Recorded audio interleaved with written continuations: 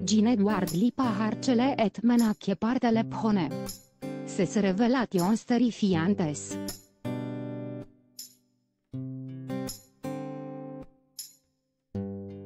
Gin Eduard Lipas est fet discret pendant plusieurs années et son returchus le feu des projecteurs sapu, spre violent.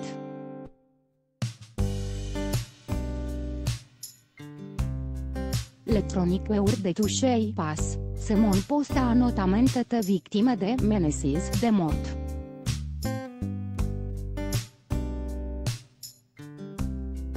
Bernard Montiel n'aurait jamais pu imaginer runetele de ferlante de haine, se son encontre.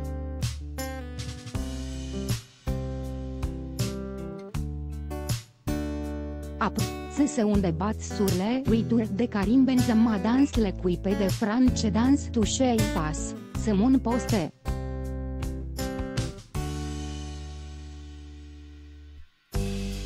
L'animateur et chroniqueur a fait l'objet de nombreuses insultes et menaces de mort sur les réseaux sociaux.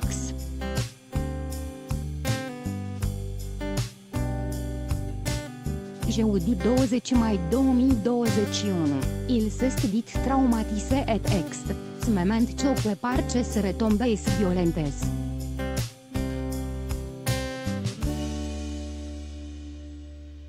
Malheureusement, le harcèlement sur la toile este devenu monnaie courante et chaque sortie publique peut valoir, tout un chacun de recevoir des critiques virulentes.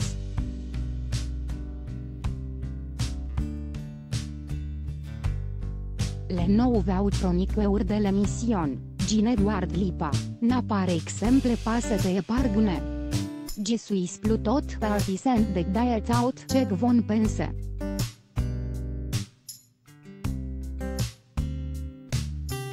En plus, je comprends parfaitement Bernard.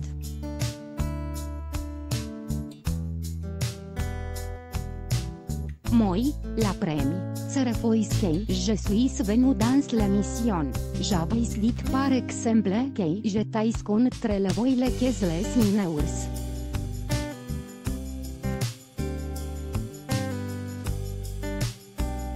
Ça s'est transformé en des menaces de mort par téléphone. On va te crever ta famille, on va te gorger.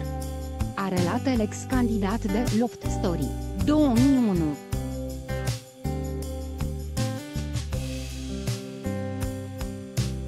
Et pour lui de faire le terrible constat.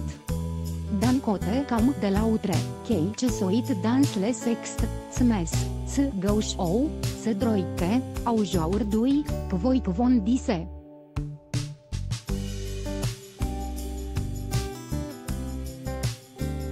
Si les gens ne sont pas d'accord avec vous, ils veulent vous en mettre plein la gueule.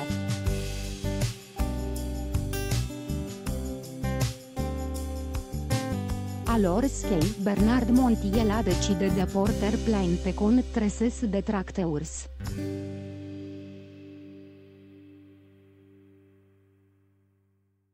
Gin Eduard Lipa s'est de son côté simplement renseigné pour ce de copains policiers pour savoir que voi faire dans ce moment ce.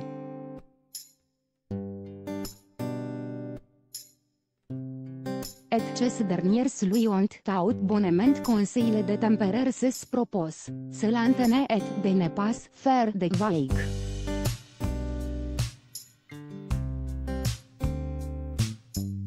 Donc aujourd'hui, on est dans l'obligation de se taire, de ne plus pouvoir dire ce que vous pensez parce que certains qui sont prêts, c'est.